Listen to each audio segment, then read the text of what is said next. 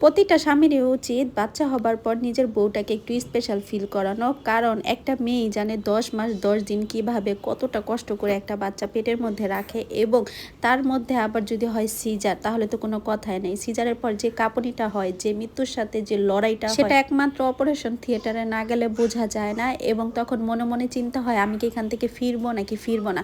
তো যাই হোক, আজকে আমার জামাই অনেক বছর পর আবারও দ্বিতীয়বারের মতো সারপ্রাইজ দিল, সেটা হচ্ছে মেয়ে হওয়ার উপলক্ষে। আমি তো পুরাই খুশি হয়ে গেছি। প্রথমে তো ফুলটা দিল, ফুলের পিছনে যে হচ্ছে গোল্ডের চেন ছিল সেটা আমি দেখি নাই।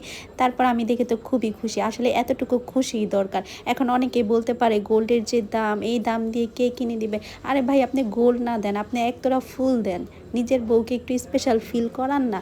আপনারা দেখি বাচ্চা হইলে আর বউ ভাল লাগে না। প্রায় 50% স্বামীদেরকে দেখি হচ্ছে বাচ্চা হইলে বউকে অনেক বেশি অবহেলা করে, অনেক বেশি কড়া কড়া কথা বলে। আপনি তো জানেন না কত কষ্ট করে একটা বাচ্চা পৃথিবীতে আনতে হয়। আর যেই সব ভাইয়ারা বউকে বলে আমি তো বুঝি না কোনটা কি করতে হয়, সেই সব ভাইয়াদের জন্য আজকের ভিডিওটা। আপনারা অবশ্যই অবশ্যই স্বামীদেরকে মেনশন করে দিবেন।